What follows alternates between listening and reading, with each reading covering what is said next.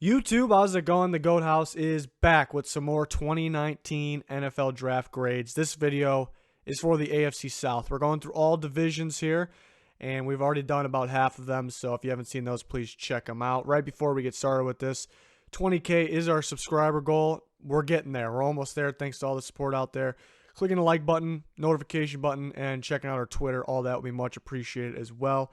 Let's start with the Colts. Why not? Best pick, Paris Campbell for me. You know, we expect them to get a receiver. I thought they'd look for more of that outside receiver. I know they got Funchess, only a one-year contract, so but they'll use him this year. They'll have Paris Campbell with T.Y. Hilton, which could be very scary. Campbell, you know, one of the more electrifying receivers or players in this class. Very speedy, very good after the catch, can run anywhere on the field and get open. So the team got better with Paris Campbell. The worst pick to me was EJ Speed. Did not have a grade on him. Was a little surprised by that pick, that early. And the sleeper pick for me would be Marvell Tell, the safety from USC. I liked Marvell Tell. I like his ability to play free, play strong. And there's some people around the league that think he can step up and play corner, and that actually could be the case here. We'll break down the rest of the Colts draft. They took Rock Ya-Sin with their first second-round pick. You know, there was some rumors he would go first round, so they end up getting him in the second. I had a second-round grade on him, though. Ben Banogu, edge rusher from TCU. I like Banogu. I kind of thought, early third was more like it. They get him in the middle of the second. Not a big deal. They needed some help on the pass rush side there.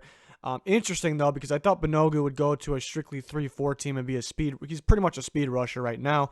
Needs to develop some moves. So going to the Colts kind of like those hybrid. They got a mixture of guys that are 3-4, 4-3. Their base, that they start in is a 4-3. So going to be interesting. I don't know if Banogu will make a big impact right away. We talked about Paris Campbell. I like that pick. So 3 second-round picks. In the third round, they took Bobby Okereke, linebacker from Stanford. They took him late 3. I kind of thought early 4, so no big deal. He's a high-motor linebacker. I think he can play inside or out. So I'm okay with that pick.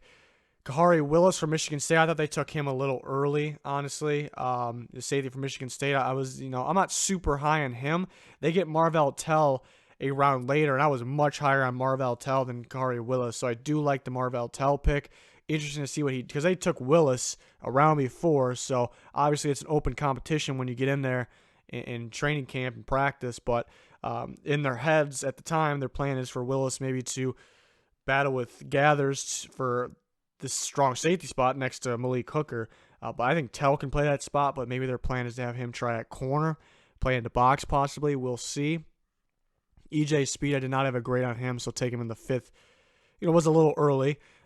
Jerry Green, edge rusher from Mississippi State, they took him in the 6th. I had him a 7th-round grade. Jackson Barton, tackle from Utah, in the 7th. And Javon Patterson. So they take offensive lineman in the 7th. I think a pretty good job. I like the Javon Patterson pick a little more, but it's just depth at this point. So a lot of picks for the Colts. I think they filled a lot of needs. They didn't have a whole bunch of big needs, but they filled some needs here. I gave them a B+ because you can see they got better. There was some picks I think they're a little early, but Rock Ya-Sin, even though I had a second-round grade on him, that's where they got him. There was talk about him being the first corner off the board in the first round. Paris Campbell makes his team better. I really like the Marvell Tell pick, like I said. So they definitely got better here. Some picks were a little early, but I gave him a B+. We're moving on to the Jaguars. So for the Jags' best pick, it was tough to decide between their first 2 picks, really. Josh Allen was my number 2 overall player. They got him at 7, but Jawan Taylor was my number 6 overall player, and they get him in the 2nd round. I had a bunch of mocks that had Jawan Taylor going to the Jags with their 7th overall pick, so it's very interesting how they end up with him in the 2nd round. That's a 100 out of 100 pick right there in terms of value, grade. That's a great pick. Worst pick was Quincy Williams. Didn't have a grade on Williams, and they took him in the 3rd. Kind of a guy that had time at linebacker and safety out of Murray State, actually brothers with Quinnen Williams. But I did not have a grade on him at all, and they take him in the 3rd. So that's interesting. That's one of the bigger reaches of the draft, but I guess he's a sleeper. And then for their sleeper pick, though, I went with Dontavius Russell in the 7th round. It could be a guy that gets part of the rotation. They definitely needed depth at the defense tackle position. Even though they drafted Taven Bryan last year, and they parted ways with Malik Jackson, though, so they definitely need a D-tackle depth rotation, and they're pretty good at developing those guys, so Russell can make his way on the field early. Breaking down their whole drafts, a strange one because early on, I'm loving it. Josh Allen's an A-plus pick. Juwan Taylor is an A-plus pick. Josh Oliver, maybe a little early, but I was a big fan of Josh Oliver. I was a big fan of him, and that's the type of tight end Nick Foles needed. So right off the bat, they took the best player available, second overall on my board, and they take Juwan Taylor, which was the best available, and he was their biggest next need. And then they take their next biggest need with the tight end Josh Oliver. So this is an A-plus draft through 3 rounds, but then then it gets interesting. Quincy Williams was a pretty big reach to me. Raquel Armstead, Temple running back. This really wasn't a big reach. I'm just not a huge fan of his. He's really good hitting the hole, which I like, but then so many times after he's in the open field, he kind of just runs into contact, even turns his back to it. So I did not like that one bit. Maybe they can fix that. Gardner Minshew, don't really have a big problem with this. They haven't had success on really drafting quarterbacks. Didn't like the Tanner Lee pick last year. Dontavius Russell was a solid pick in the 7th round. So they started off with an A-plus draft. Some things kind of bring it down there, and there's some pretty big reaches, honestly. But I gave them a B-plus because they're starting at an A-plus, and they start dropping a little bit with a couple of those reaches. I gave them a B-plus because I do value the whole draft equally. If a team has a better first-round pick, it's all equal to me. I'm looking for value throughout the entire draft, according to my board. So 2 B-pluses right off the bat, Colts and Jags. We're moving on to the Texans. The Texans' best pick, without one of the better picks in the entire draft, really, was Charles Omenihu. I just couldn't believe he kept dropping. I'm trying to figure out the reason why. He was in the 30s, I think 39 on my big board, and they get him all the way down the 5th round. So that was an absolute steal. I'm glad he went to a 3-4 team. I knew 4-3 teams were trying him out, working with him in private workouts to move to 3 technique and a 4-3. But I'm glad he's sticking at the 3-4 position. He got a lot of pressure for a 3-4 end. So you watch him against Oklahoma, he brought a lot of pressure to Kyler Murray. So that was very impressive. So they stole him down there. He can actually make his way on the field early, I think. Max Sharping from NIU, I thought they took him pretty early. I thought 4th round maybe. People were a little higher on him than me. And they took him in the 2nd round. So that was a little early. When he went against the better he did play good against Burns, but every time we've seen him, against the better competition, I thought he struggled a little bit. So he might need some time before he's able to start, and they need starters now, but they did get Titus Howard in the 1st. And then Xavier Crawford to be the sleeper. Crawford out of Central Michigan. Speedy corner, needs some time to develop, but sometimes these guys have the upside. Seems like the faster corners are succeeding in today's NFL. And then the rest of the draft, Titus Howard. It was early. I do like Titus Howard, but it was a little early. Lonnie Johnson made sense in the 2nd. They needed a corner. Talked about Max Sharping. A little early for me, 2 rounds early for me, actually. Kahale Warring from San Diego State. I liked him, but I thought, again, maybe a round or 2 early there. Another tight end, I guess they're looking for that true number 1. Charles Omenihu, love the pick. That's a A++ pick. Xavier Crawford, even though he was my sleeper, he's really the sleeper because they needed more corners. He's got some speed, some upside. I thought he was more of a 7th round guy, so they take him in the 6th, and they get the A&M fullback in the 7th.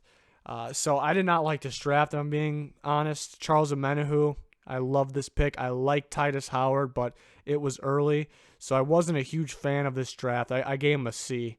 There's some reaches here and there. They did get good players, and they did fill needs. So that's why I wasn't going to I wasn't going to give them a C- or a D, because they filled some needs. There's some good players in that. Omenihu, one of the better picks in the entire draft, kind of keeps it up from being in the D range. So moving on to the last team, we got the Tennessee Titans. Best pick to me was A.J. Brown. I had a 1st-round grade on him. He was in the top 20 on my big board to get him in the 2nd round. I thought they need another receiver, and I thought there was a part of me that thought they may not think they need another receiver, but they grabbed one here. And the first team with none under the worst pick, there's not a bad pick they have. It doesn't mean, I have 4 total teams that didn't reach a single time.